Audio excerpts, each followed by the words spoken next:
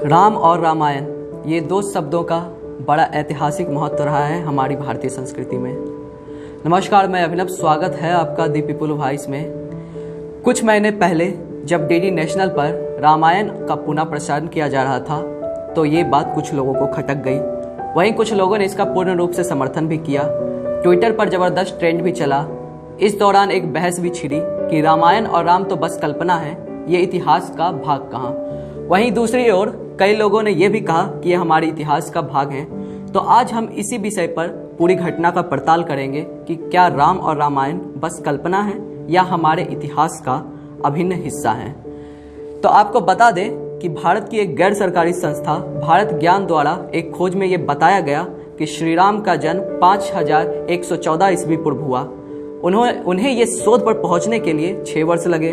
भारत ज्ञान ने वाल्मीकि रामायण को आधार मानकर श्री राम के जन्म के बारे में दिए गए नक्षत्रों की स्थिति को प्लैनेटेरियम सॉफ्टवेयर के जरिए पता किया। राम की सही जन्म तिथि के बारे में पता करना आसान नहीं था, पर इस सॉफ्टवेयर के कारण ये आसान हुआ। इस सॉफ्टवेयर का अक्सर इस्तेमाल मौसम की गणना, लाखों वर्ष पूर्व ग्रह की स्थिति को जानने में किया जाता है। ये सूर्य चंद्र की स्थिति के बारे में भी पूरी तरह से जानकारी देता है। इस शोध को आध्यात्मिक गुरु श्री श्री रविशंकर की संस्था आर्ट फॉर लिविंग के साथ मिलकर मुंबई के एक समारोह में आयोजित किया गया था, जहां यह सिद्ध हुआ था कि श्री राम का जन्म वास्तविक में हुआ है। यूं तो भारत के हर कोने में आपको रामायण के अलग अलग भाग मिल जाएंगे। उदाहरण के तौर पर वाल्मीकि रामायण, तुलसीदास जी की रामायण और कंब रामायण। पर क्या आपको पता है कि विदेशों में भी रामायण उतना ही पॉपुलर है जितना हमारे भारतीय संस्कृति और सभ्यता में। उदाहरण के तौर पर आपको हम बता दें कि कनपुचिया की रिया मेकर रामायण, लाओस की फ्लक फ्लेम रामायण जिसका हिंदी अनुवाद राम आज तक है, मलेशिया का हिकायत सेरिनीमा, थाईलैंड की राम केनियन और नेपाल में भानुभक्ति कृत रामायण। इसके अलावा भी अन्य कई देशों में वहाँ की भाषा में रामायण लिखी गई है। इससे पता चलता है कि रामायण केवल एक स्थान पर नहीं बल्कि विश्व के अन्य स्थान पर भी मौजूद है, जो कि सिद्ध करता है कि रामायण काल्पनिक नहीं बल्कि इतिहास का भाग है। आपको ये जानकर हैरानी होगी, पर रघुवंशम के रचयिता कालिदास जी और श्रीलंका के राजा कुमार दास अभिन्न मित्र थे, जिन्होंने मलयराज की कथा लिखी, जिसमें उन्होंने श्री राम के चरित्र का वर्णन भी किया था। श्रीलंका का इंटरनेशनल रामायण सर्च सेंटर और वहां के पर्यटन मंत्रालय ने मिलकर रामायण से जुड़े ऐसे 50 स्थलों को ढूंढ लिया है जिनका पुरातात्विक और ऐतिहासिक महत्व है और जिनका रामायण में भी उल्लेख है। श्रीलंका सरकार ने रामायण में आए लंका प्रकरण से जुड़े तमाम स्थलों पर शोध कर उसकी ऐतिहासिक सिद्धि कर उन स्थलों को पर्यटन केंद्र के रूप में विकसित करने का योजना बना ली है। इसके लिए उन्होंने भारत सरकार से मदद भी मांगी है। ल्यूजियाना यूनिवर्सिटी के अमेरिका के प्रोफेसर सुभाष काक ने अपनी पुस्तक the astronomical code of Rigveda में श्री राम के उन 63 पूर्वजों का वर्णन किया जिन्होंने अयोध्या पर राज किया था।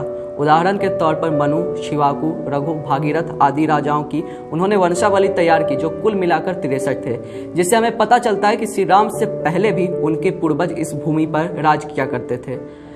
अब हम आपको एक ऐसा उदाहरण देने वाले हैं जिसके बारे में आप भी जानते होंगे, और वो उदाहरण है राम सेतु। राम सेतु के बारे में प्राचीन काल से सभी लोग जानते थे, लेकिन 2005 में इस पर ज्यादा बवाल मच गया। जबकि 2005 में भारत सरकार ने सेतु समुद्रम परियोजना का ऐलान भी किया था। भारत सरकार सेतु समुद्रम परियोजना के तहत तमिलनाडु को श्रीलंका से जोड़ने की योजना पर काम कर रही थी। उसमें व्यापारिक फायदा उठाने की बात भी कही जा रही थी, लेकिन ये परियोजना तभी पूरी होती जब राम सेतु को तोड़ दिया जाता। मामला कोर्ट में होने के बावजूद राम सेतु को बहुत बड़े हिस्से को तोड़ भी दिया गया। राम कथा के लेखक नरेंद्र कोहली के अनुसार उस समय की सरकार ने यह झूठ प्रचलित किया था कि श्री राम ने लौटते समय राम सेतु को तोड़ दिया था, जबकि रामायण के मुताबिक राम लंका से वायु मार्ग से लौटे थे। तो ये सोचने वाली बात है कि पुल को कैसे तोड़ सकते थे।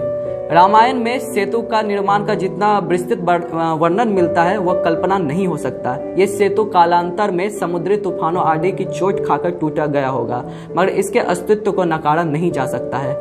लाल बहादुर शास्त्री विद्यापीठ के लेक्चरर डॉक्टर राम सिलाई द्विवेदी का कहना है कि वाल्मीकि रामायण के अलावा कालिदास ने रघुवंश के 13वें सर्ग में रामायण के आकाश मार्ग से लौटने का वर्णन किया। इस सर्ग में राम द्वारा सीता को राम सेतु के बारे में बताने का वर्णन है, इसलिए कहना गलत है कि राम ने लंका से लौटते वक्त राम सेतु को तोड़ दिया था। तो ये थे कुछ उदाहरण जो ये सिद्ध करता है कि रामायण और राम कल्पना नहीं है, ये हमारे इतिहास का अभिन्न हिस्सा। आगे की खबरों के लिए जुड़े रहिए द पीपल वॉइस के साथ।